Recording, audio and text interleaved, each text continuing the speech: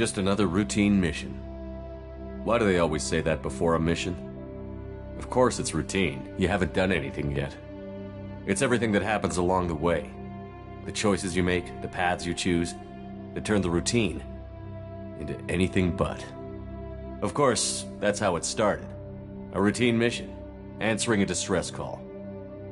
And look where that got me. We were testing out the Normandy, Captain Anderson's new ship, when the distress call came in. An Alliance patrol on Eden Prime had been attacked. They'd seen something they couldn't explain. And whatever it was massive. I hit the ground with my lieutenant, Caden Olenko. A good kid, loyal, by the book, with a talent for biotics. We came across the lone survivor of the patrol, Gunnery Chief Ashley Williams. A soldier to the core. Tough, disciplined, ready to take on whatever came her way. Ashley joined up with us and took us to the spot where she lost her squad. That's when we saw it. The ship. Like nothing I'd ever seen. It was massive, scorching the colony and everything around it as it blasted away. We followed the path of destruction to an artifact, a beacon left by a long-dead race called the Protheans. The colony had dug it up, and whoever attacked them had tried to take it. Chief Williams made the mistake of getting too close. It hit her with some type of energy. I grabbed her and threw her out of the way. That's when it hit me. Hard. Every muscle in my body went rigid.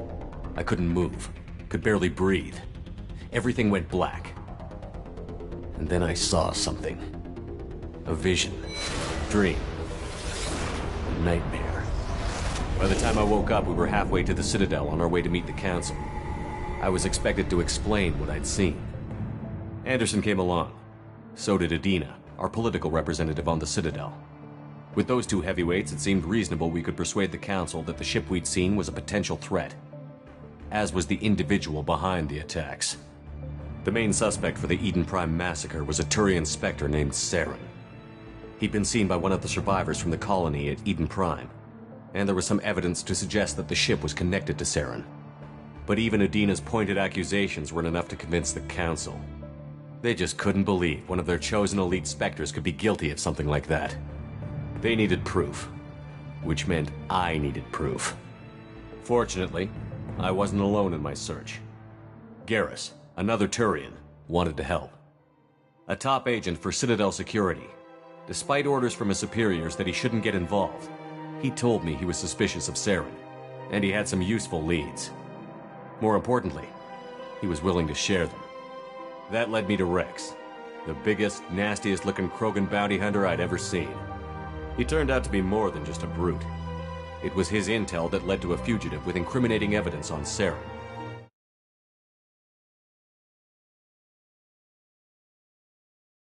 The fugitive turned out to be an energetic little Quarian named Tally. A tech expert with a knack for hacking, she'd procured some information on Saren. Evidence that proved Saren was dirty. Tally's evidence proved that Saren was responsible for the massacre on Eden Prime, and that the immense warship we'd spotted was in fact Saren's flagship. But it went much further. Saren was trying to find a way to bring back a race of sentient machines from dark space. Machines allegedly responsible for cleansing the galaxy of all organic life. These Reapers were blamed for wiping out all life 50,000 years ago, including the Protheans, then disappearing back through the mass relays to dark space, leaving no trace they'd ever been. That explained why Saren was after the beacon, and it made some sense out of my visions. But not much else. We couldn't convince the Council that the Reapers were a threat, but they agreed Saren had to be stopped. They stripped him of his Spectre status and gave me the honor of becoming the first human Spectre. My first task? Bring down Saren. Anderson decided to stay behind, giving up his ship, the Normandy. He told me I would need it more than he would. He also pointed me in a direction. Liara, a Prothean expert, adept in biotics, and maybe most importantly, daughter of Benezia, Saren's top lieutenant. And like most Asari, as beautiful as she is intelligent, and born with a unique ability to meld with other species. Liara was able to help me decipher some of the vision the beacon had given me. Nothing concrete, but it gave me some clues. And a new appreciation for the Asari. Her technique for accessing my vision was unexpected, but not at all unpleasant. Ashley was a little concerned about the connection I shared with Liara. As commander, I knew either relationship had the potential to interfere with the mission. I told Liara about how I felt. Apparently, she'd felt it too. But we agreed we wouldn't let it get in the way of our mission. Finding Saren. Thanks to Liara's help, we had our next lead. Benezia. Saren had taken her to Novarian, where he'd enslaved a dangerous race of insect-like creatures, the Rachni. He ordered Benezia to use the same technique Liara had used on me to extract information from the Rachni Queen. The Queen's drones were everywhere, and they weren't happy. We had to fight through hundreds of them to get to Benezia. By the time we arrived, Saren was gone. With the information. I tried to reason with Benezia, but Saren had indoctrinated her. He had somehow acquired the ability to control people's actions and wills. Benezia wouldn't surrender, and Liara was forced to watch her mother die in her arms. And I was left with an angry, dangerous Rachni Queen to deal with. She claimed her drones would do no harm if I released her. But the Rachni had terrorized the galaxy before. I couldn't take the chance. I had a mission to do, and an army of angry Rachni would be one more problem I didn't have time to deal with. With Saren's top lieutenant dead, he was quickly running out of time and places to hide. I tracked him down at his base on Vermeer, but we soon learned it was more than a base of operations. It was a breeding ground. Saren was breeding an army of Krogan. He'd found a cure for the genophage, a disease inflicted on the Krogan to prevent them from breeding and taking over the galaxy. But the Krogan Saren was breeding were slaves, mindless beasts that obeyed Saren's will. I had to destroy the base, and all its research. Rex disagreed. Violently. Rex wanted the genophage cure for his people. I tried to convince him to help me destroy it, that these Krogan weren't real. But he wouldn't back down. Fortunately, Rex is smarter than he looks. He realized this wasn't the way to help his people, and that Saren was the real threat. When we finally got to the center of the base, I realized just how close Saren was to completing his plan. He was already in communication with the Reapers. Sovereign, Saren's flagship we'd all assumed was just a ship, was a Reaper. It spoke to me, threatened me. I could feel the menace it had for every living thing. It wanted me dead. It wanted us all dead. And I knew it was capable of doing just that. What I couldn't understand was why Saren would help it. But there was no time to think about it. Sovereign knew where we were. We had to destroy the base and get the hell out. I split up my team in 2 squads, sending Ash with one and Caden with the other as a distraction. We had a nuke, and we planned to use it. Before we could detonate the bomb, Saren showed up. We fought. I stalled him to make time for my team. And in talking to him, I realized the truth. It wasn't Saren who was indoctrinating everyone. It was Sovereign. The Reaper. And Saren was in deeper than all of them. He tried to convince me he was still in control. Said he found a way to reduce the Reaper's influence, but he was kidding himself. Or believing the lies Sovereign was telling him. Before I could convince him to stop, he ran, leaving me just seconds to extract my squad mates. I tried, but I wasn't fast enough. I could only save one of them. Ash was a good friend, and a great soldier. But I had to choose, and I chose Caden. That was the last time Saren would slip away from me. I knew then, the next time we met, one of us would die.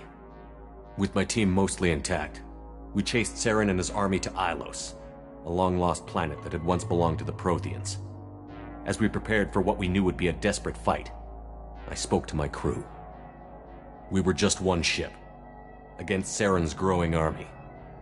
I assured them all that despite the odds, we could defeat him. But Liara saw through my words. She knew I was hurting after Ash's death. She could sense my doubts. We both knew this mission could be our last. Until that moment, we'd put our feelings aside for the sake of that mission. But why wait? We gave in to each other, and it was perfect. While it lasted. We arrived on Ilos close behind Saren. Once on the planet, we discovered a Prothean databank that helped me put the final pieces of my vision together. The Reapers had come 50,000 years ago, and every 50,000 years before that, each time purging the galaxy of life. The Protheans had fought and died, like every species before them. But a few survived long enough to leave a parting gift. The Protheans had discovered that the Citadel was the key to controlling the mass relays. By sabotaging the Citadel, they found a way to close the relays to dark space, slowing the Reapers' return, giving us the time we needed to find a solution to stop the Reapers once and for all. Saren knew this. He was leading his army to take control of the Citadel and re-establish the relays to dark space, bringing the waiting Reapers here to destroy us all. We followed him to the Citadel. It was intact, but heavily damaged. He had caught the Council fleets by surprise, and they were only now regrouping. And with Sovereign as his flagship, there was little hope the fleets could counterattack with enough strength to take back the Citadel. But Saren was done running, and I was done chasing him. As the Alliance and Citadel fleets battled Saren's army outside, I cornered the Turian bastard in the Citadel tower and confronted him. He died believing that the Reapers would save him. As I fought to regain control of the Citadel, the Council's flagship, the Destiny Ascension, fell under attack. Despite Saren's death, Sovereign and Saren's army continued to fight. The Council was aboard the Destiny Ascension, and they were requesting assistance. But I knew in order to help them, I would have to put our Human Alliance fleet in jeopardy. The Council had to be saved. They represented the hearts and minds of the galactic community. Without them, the fleets would be in disarray. Even with the Citadel back in my control, Saren defeated, and the Normandy leading the combined galactic fleet, the battle against Sovereign, a single Reaper, was relentless. It took the combined fleets of humanity and the other races, but in the end, Sovereign fell. But the costs were immense. While humanity's efforts in the war earned us our first seat on the Council, it was a hollow victory. The Reapers were still out there. I knew the fight was far from over, but as the one who'd led the fight against Saren, I was given new responsibilities. The choice of humanity's first counselor was left for me to decide. On the one hand, Udina, the lifetime politician. Ruthless and ambitious, he would easily navigate the political landmines that would soon be put in front of him. The other choice, Captain Anderson, the career soldier. Tough but fair, but a friend, and someone I could trust. Both great leaders in their own right. Anderson didn't want the job, which was a sure sign he'd be perfect for it. No ambition to get in the way. The war was over. The threat had passed. In time, the Council would rebuild itself. The Citadel could be repaired. Even the pain of lost friends would fade. But none of that mattered if the Reapers were still out there. And if they were all as powerful as Sovereign, we had to find a way to stop them. I had to find a way. I gathered my crew, took my ship, and went in search of answers. Officially, the Council would only say I was assigned to cleanup duty, rooting out any remnants of Saren's army. Just another routine mission.